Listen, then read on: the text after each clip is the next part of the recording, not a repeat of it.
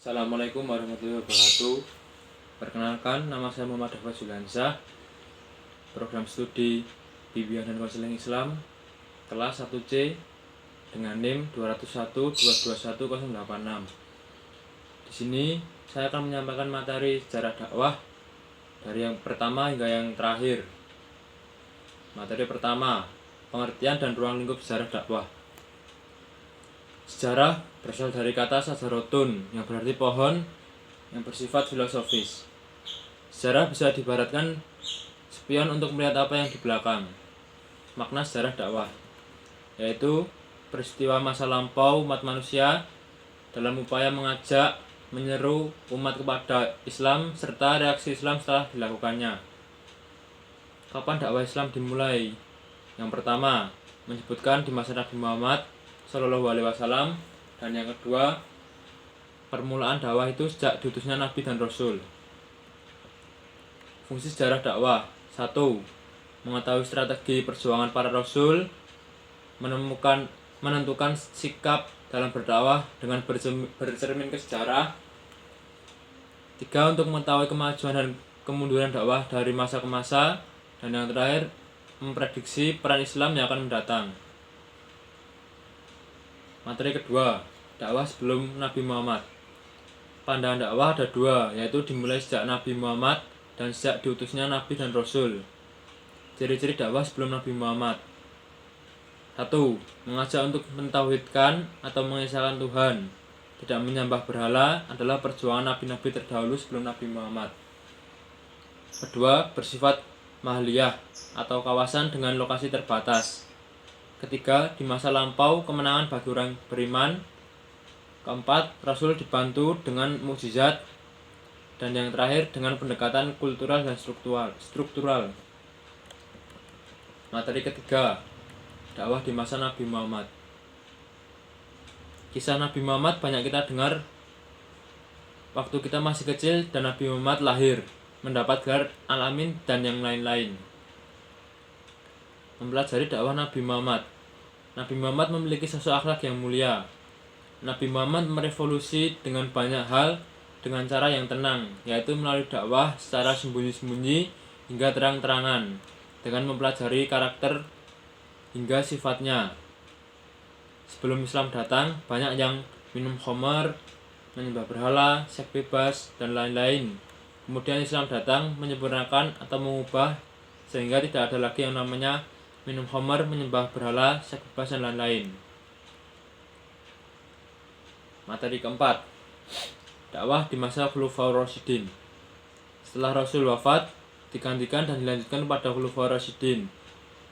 Khulafaur Rasyidin tersebut yaitu Abu Bakar As-Siddiq, Umar bin Khattab, Utsman bin Affan, dan Ali bin Abi Thalib. Pemilihan keempat orang ini dengan cara musyawarah yang berarti demokratis. Materi kelima, dakwah di masa Bani Umayyah. Kepemimpinan dinasti Umayyah dilaksanakan secara turun-temurun. Prestasi Bani Umayyah meliputi perluasan wilayah sampai Asia, Afrika, Cina, bahkan hingga Spanyol. Dakwah Bani Umayyah berupa banyak hal. Tidak hanya dakwah di atas mimbar, akan tetapi membuka wilayah baru, memakmurkan masjid menjadi epicentrum, pemurnian bahasa Arab, peletakan dasar metode hadis, penguatan kajian hukum Islam, dan runtuhnya dakwah Bani Umayyah akibat moralitas yang anjlok, misalnya pergundikan atau selir, yang berarti istri yang tidak sah. Materi keenam, dakwah di masa Abbasiyah. Dinasti Abbasiyah didirikan oleh Abu Abbas As-Sofah tahun 132 Hijriah dan berkuasa selama 5 abad. Peradaban Islam atau kejayaan Islam dibangun oleh ilmu pengetahuan, dan ini terjadi pada masa Bani Abbasiyah. Masa keemasan meliputi perluasan wilayah di dinasti, mencapai Afrika Utara, Andalusia yang kita sebut sekarang Spanyol. Masa keemasan terjadi pada Harun ar-Rasyid. Contohnya, negaranya makmur, keamanan terjamin, luas wilayah terbentang. Materi ketujuh, dakwah di masa dinasti Turki Utsmani. Turki Utsmani didirikan oleh bangsa Turki dan kabilah Oghuz, tokohnya Utsman bin Ertuğrul. Turki Utsmani memimpin atau memerintah selama hampir 7 abad dengan 38 sultan. Turki Utsmani mengalami masa kejayaan di masa Sultan Muhammad Al-Fath. Dia menaklukkan kota Konstantinopel, Istanbul sekarang. Turki Utsmani berhasil melakukan ekspansi seperti ke kota Irak, Aljazair, Yunani, dan lain-lain. Turki Utsmani runtuh karena 1. Wilayah kekuasaan yang luas. Yang kedua, penduduk yang heterogen. Yang ketiga, lemahnya para penguasa. Keempat, merajalelanya korupsi. Yang kelima, pemberontakan tentara Janissary. Keenam, krisis ekonomi. Dan yang terakhir, terjadi stagnasi pengetahuan. Materi ke-8, dakwah Wali Songo. Wali Songo menyebarkan agama Islam dengan cara bertahap. Masyarakat sebelumnya menganut animisme dan dinamisme, dan setelah Wali Songo datang, masyarakat menganut agama Islam. Materi ke-9, dakwah di Cina dan Afrika. 1. Dakwah di Afrika. Agama di Afrika terdiri dari Islam 40%, Kristen 40%, dan sisanya menganut agama pagan. Islam masuk ke Afrika di masa Nabi. Umat Islam hijrah hingga ke Ethiopia atau Habasyah. Penyebaran Islam di Afrika dengan cara tarekat dan sufisme. Tarekat yaitu ilmu tentang istiqomah, dan sufisme yaitu ilmu yang mempelajari tentang mensucikan jiwa. 2. Dakwah di Cina. Islam masuk Cina dengan jalur perdagangan.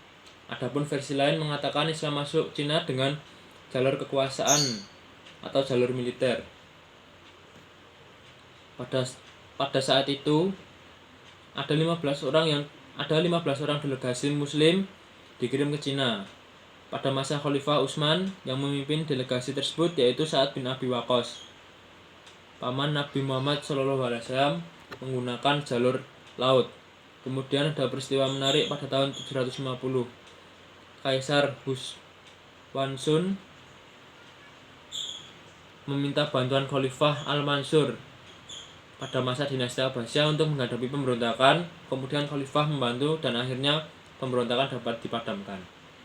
Materi terakhir atau yang ke-10, dakwah di Amerika, Eropa, dan Australia. Islam masuk ke Eropa, Spanyol. Sebagian besar orang Islam di Eropa adalah imigran Islam. Adalah agama yang ramah, toleran, moderat, dan Islam bukan agama yang penuh kekerasan dan menghalalkan pembunuhan. Sebelum datangnya agama Islam, negara-negara tersebut mengalami kegelapan, dan selanjutnya negara tersebut mengalami keadaan terang benderang dan setelah masuknya agama Islam. Sekian materi yang dapat saya sampaikan, kurang lebihnya mohon maaf. Wassalamualaikum warahmatullahi wabarakatuh.